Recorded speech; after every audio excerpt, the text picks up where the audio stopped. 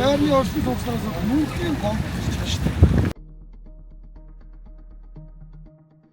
За ерөнхийдөө бол энэ нийтийн тээврийн үйлчлэгээ, такси үйлчлэгийг зөвшөөрлгүйгээр энэ үйлчлэгийг эрхлэх нь маань өөрөө бас юуны эрхлэлийн тухай хуулиа бас зөрчиж байгаа. Мөн дээрээс нь 50 12 20 21 гэсэн стандарт нийтийн тээвэр үйлчлэгийг эрхлэх. За энэ стандартанд маань бас өөрөө энэ тухайн нийтийн тээврийн үйлчлэгээ, за такси үйлчлэгийг эрхэлж байгаа аж ахуйн нэгж байгууллага, за мөн иргэд байгаа. За эдгээр маань тухайн стандартын дагуу тээврийн хэрэгслийг бас бүрэн тоноглох те аюулгүй байдал бүх талаас нь яг стандартад шаардсан стандартыг нийцүүлж бүх юм яг стандартын дагуу зохион байгуулах хэрэгтэй гэсэн үг. За мөн дээрээс нь төрийн тухай хуулийн 6-гийн 30-ын 4-р заалт байгаа. За энэ заалт нь маань юу заасан бэ гэхээр зөвшөөрөлгүй нийтийн тээвэр такси үйлчлэгийг эрхэлсэн иргэнийг 50000 нэгжээр торгоно гэж. Аж ахуйн нэгж байгууллагын болохоор 50000 нэгжээр торгоно гэсэн байна.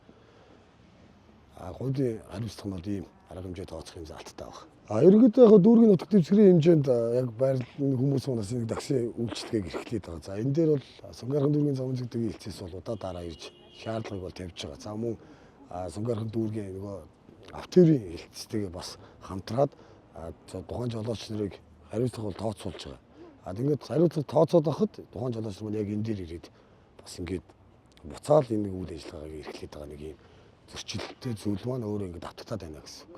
Өмнө говийн машинууд зогсноос хойш иргэдээс бол маш их гомдол ирж байгаа. За хорооны албаагт бид нар бол одоо байнгын ямар тал болох арга хэмжээг нь аваад бүр одоо дээлдэхгүй байх зүйлдээ бид нарт за нийслэлийн автовын газраас хүмүүс ирж хянаа шалгаад хүргээд торгохын торгоод ингээ явна.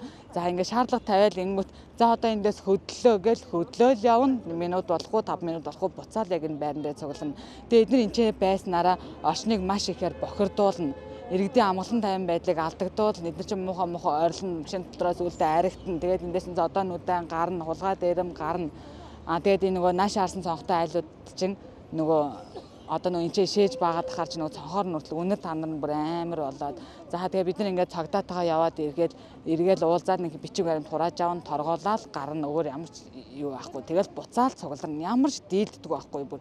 Хүмүүсээс болохоор энэ машинуудыг энэ зогсоомоор байна. Энэ нийтийн авч зогсоолыг хувийн журмаар юм уу ашиглаад байгаа юм уу тийм л юм шиг байгаа. Тийм учраас энийг болиулж өгөөсэй гэсэн шаардлага их тавьдаг. Ер нь шөнө өөр ихгүй амралтын өдөр ч гэсэн хүн аав нь ачаа аавна гэл энэ байнгын зогсож яадаг гэсэн юу машин тавих газар байхгүй. Миний дэлгүүр рүү орж гарч байгаа хүмүүс одоо манай байрлууч орох яг энэ замын юун дээр болохоор яг замын хажууд болохоор зэрэг ингээд зогсоолын асуудал үүсэж идэг. Өмнө говьрол дандаа тээвэр хийж гинөө. Өмнө нэгдсэн одоо нэг тийм зогсоол мөксөлтөө болсмаар. Тэгээ ажил тэгээ цалин мөнгө юм хөрөлцөхгүй тэгэл өмнө гэхээр хүмүүс нэг амар уухатай баяа усууд гэж боддог. Гэсэндээ тийм шүү дээ. Тэгээ 14 нэг ажил нэг сая 500 мянга авна. Тэрээс нэгэн дадлын төлчин тэгээд нэг гадаа 7-800 мөнгө тэргүүр нь яаж юм бэ? Одоо энэ хүн тээвэрлэхээр нэг хүн хэдээр тээвэрлэв? 60 мянга шүү дээ. Тэгээ нэг амсан тэгэн ба. 7 хүн. Ачаа тээвэр нь яаж яддаг? Тэгээ нэг том жижигээс хамгийн багада 5 мянга тэгэл тэрнээс дээш шүү дээ. Хамгийн дээд та.